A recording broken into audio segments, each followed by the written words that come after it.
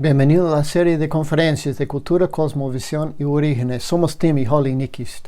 Ya estamos en la tercera conferencia de lectura sobre el origen del tiempo. Y estamos haciéndolo por medio de límites del marco bíblico, pero el marco bíblico entendido y interpretado por medio de la cultura no occidental. Eso es lo que estamos haciendo un repaso sobre qué es lo que entendían los hebreos del término yom y en su lenguaje. Eso es lo que ha sido interpretado como día, ese término yom.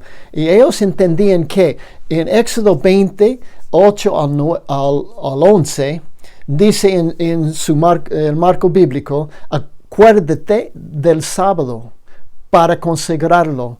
Trabaja 6 días y haz en ellos todo lo que tengas que hacer. Pero el día séptimo será un día de reposo para honrar al Señor, tu Dios. No hagas en ese día ningún trabajo, ni tampoco tu hijo, ni tu hija, ni tu esclavo, ni tu esclava, ni tus animales, ni tampoco los extranjeros que viven en tus ciudades.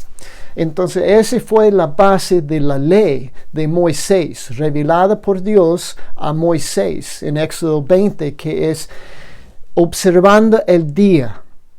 Es que Dios trabajó 5 días, 6 días de ciclos de noche, día, y terminó de trabajar, descansó el séptimo, y ese es el patrón en lo que el hombre debería seguir. Dice: acuérdate de que en 6 días hizo el Señor los cielos y la tierra, el mar y en todo lo que hay en ellos, y que descansó el séptimo día. Por eso el Señor bendijo y consagró el día de reposo.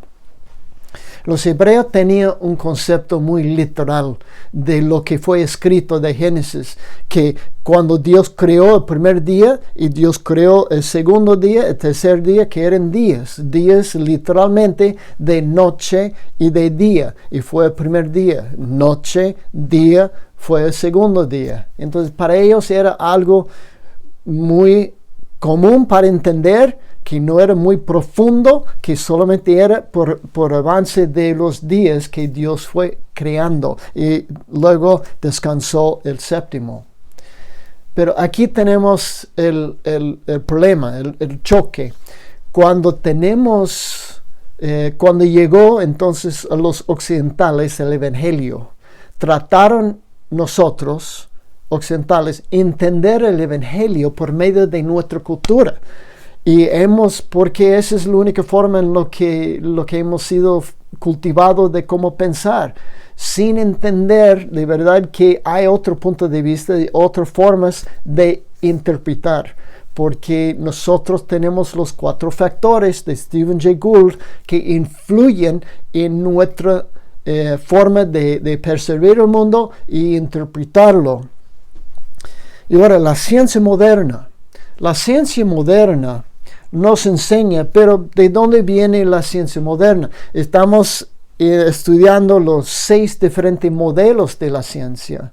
Y la ciencia moderna, de lo que hacemos referencia, es un modelo de los occidentales. Entonces, su concepto de tiempo es de cronos, no es de kairos. Entonces, como ellos ven el mundo es por medio de sistema cerrado. Y con sistema cerrado no puede tener todo lo que existe hoy en poco tiempo.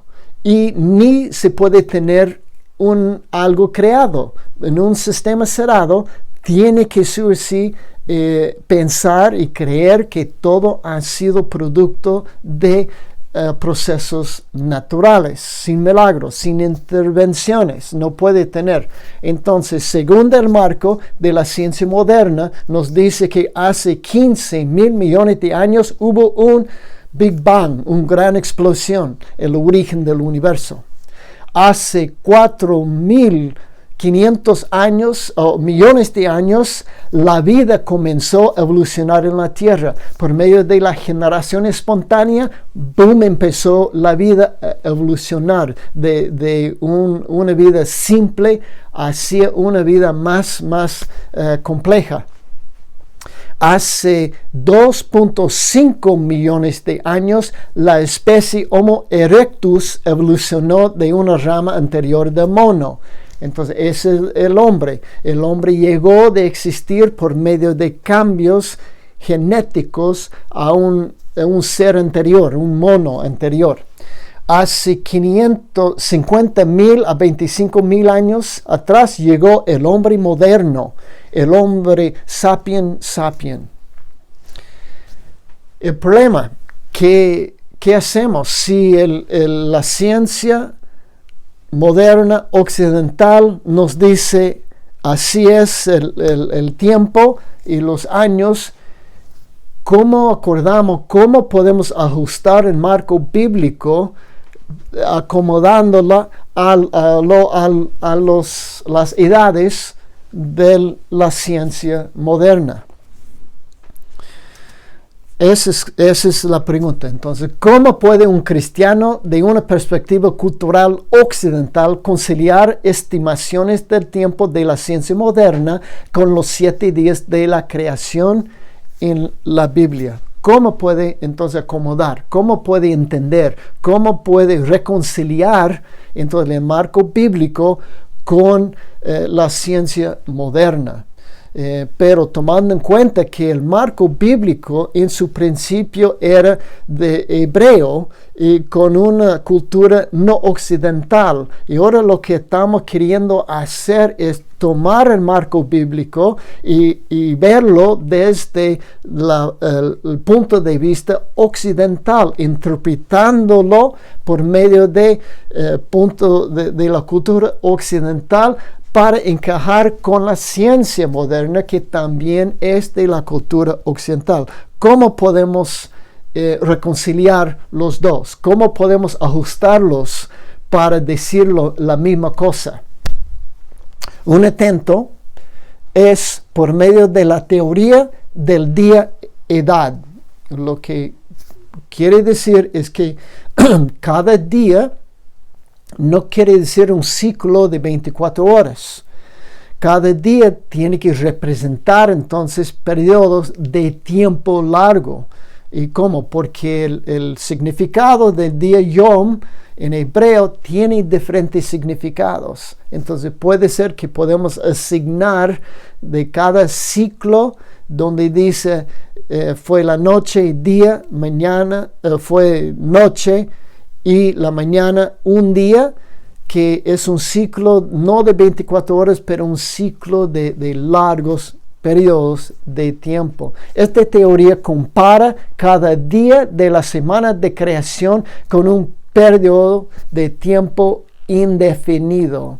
Señalan que el término hebreo traducido día, el yom, no es muy preciso y se ha traducido para significar diferentes periodos de tiempo, como se demuestra en los siguientes versículos. Esos son los mismos versículos lo que hemos tocado anteriormente, pero lo tocamos para entender, reforzar la idea. Génesis capítulo 1, versículo 5a. A la luz llamó día y a las tinieblas noche. Pero en el mismo versículo luego, y vino la noche y llegó la mañana, ese fue el primer día. Aquí dice el día representa, o el término yom es luz del día, pero en el segundo, en el mismo contexto, el yom, el día está representante de un ciclo de 24 horas de noche y de la mañana. Y luego Malaquías 4:5, estoy por enviarles al profeta Elías antes que llegue el día del Señor, día grande y terrible. Este día no es un día de luz, de día, ni es Yom, el día de 24 horas, pero es un evento lo que viene en el futuro. Y entonces, en base del Yom, no siendo un término bien preciso en sí mismo, solamente es el contexto lo que se puede entender y hacerlo más preciso. Se ha hecho una tabla para reconciliar los días de la creación con los días de la evolución. Y veremos cómo se puede acomodar. Día número 1 puede ser Génesis capítulo 1, versículo 12, donde habla de las formas de la primera vida en la tierra hace 4.5 billones de años atrás. Día 2 sería Génesis 1, 6 al 10. El ciclo del agua, continentes, hace 2.700 miles de años. Y ahora, lo que se puede notar es para acomodarlo al marco de la ciencia moderna, hay que cambiar un poco la secuencia de los versículos, porque uno es de Génesis 1:12 y el día 2 es Génesis 1:6 a 10. Entonces está fuera de orden bíblicamente, según del marco de la evolucionista. Entonces hay que poner en una secuencia otra, hay que cambiar aún la secuencia de los versículos. Día 3, Génesis 1, 11 a 13, dice la vida vegetal y la cubierta translúcida hace 1,000 millones de años atrás. Día 4 corresponde al Génesis 1, 14 a 19, sol, luna y estrellas observadas por la primera vez, no creadas, pero observadas hace 99 millones de años atrás. Día 5 es Génesis 1, 20 al 23, son la creación o aparición, evolución de las aves y de los otros animales acuáticos. Ese hace 70 millones de años. Y ballenas hace 50 millones de años. Génesis 16 ya es Génesis 1, 24 al 31. Son las bestias salvajes hace 50 millones de años. Luego las vacas hace 15 millones de años. Y Homo erectus 2.5 millones de años. Y el Homo sapiens sería la apariencia de Adán y Eva hace 50,000 años hasta 25,000 años atrás. Entonces ese fue de cómo acomodar la evolución, el concepto de la evolución y ese concepto de tiempo, cronos, con el marco bíblico. Hay que cambiar la secuencia un poco, el orden de los días, y luego en lugar de decir era un día de 24 horas, es un día de eventos, es un día de periodos largos de tiempo. En esta manera se puede acomodar el marco bíblico con el marco de la ciencia moderna. Algunas observaciones. Esas serían observaciones hechas por los hebreos. Un hebreo del pensamiento original. Y ahora hubo varias deportaciones de las conquistas de los hebreos. Y los hebreos fueron en dos direcciones. En una dirección fue deportado hacia el este, hacia Babilonia. Ahí se fundaron las sinagogas y se mantenían sus creencias y su forma de adorar al Señor. Pero otros hebreos se fueron al oeste, hasta Egipto, a Alejandría. Ahí estudiaron los conceptos occidentales. Y entonces cuando volvían a Israel en sus tiempos posteriores, entonces vinieron hebreos, pero uno de deportación del este y otro de deportación del oeste, con dos diferentes formas ya de pensar, de occidental y no occidental. Y ahora, entonces los no occidentales, ¿cómo responderían al intento occidental de acomodar el marco bíblico a la ciencia moderna. Una respuesta sería un naturalista coherente, como la mayoría de los científicos modernos lo considerarían incoherente de tratar de fusionar los datos de la ciencia moderna interpretados por una filosofía natural con un libro que dice estar inspirado por Dios. Y ahora, lo que no puede tener en un sistema cerrado, ¿cuál es la evolución? No puede tener inspiración de escrituras, porque si es sistema cerrado, Dios no puede intervenir. Entonces, cualquier modelo científico, lo que mantiene un sistema cerrado, aunque sea cristiano, y hay cristianos, diferentes grupos que mantienen de un sistema cerrado, no puede tener entonces escrituras inspiradas por Dios. Entonces sería incoherente de tratar de acomodar el marco bíblico porque es inspirado por Dios en un sistema abierto en lo que no hay necesidad de tener la evolución ni la ciencia moderna. Entonces, no es coherente de tratar de fusionar los dos porque son uno de dos diferentes culturas, de dos diferentes teorías, de hábitos, de prejuicios y de culturas. Entonces, eso es cómo fusionar. Se puede interpretar, se puede intentar de darle su propia versión, está bien, pero para decir eso es lo que significa para todos, no, es un intento nomás. El doctor Steven Schaefersman, él hace la siguiente pregunta. Los científicos teísticos, ¿quiénes son? Son los que creen en Dios, que son teísticos en su manera de creer, pero son científicos, practicando la ciencia según de las reglas del sistema cerrado. ¿Qué dicen él?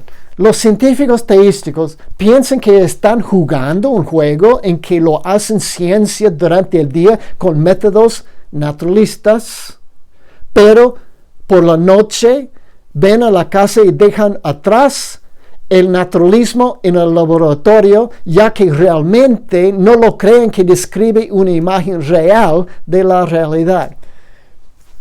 El doctor Steven Schaeferman está llamando la atención diciendo, mire, no es correcto que un científico teístico van al laboratorio y hacen ciencia como Dios no existe, sistema cerrado, y luego se van a su casa alabando a Dios como el creador de todo. ¿Cómo es? Eso es incoherente, no puede tener los dos.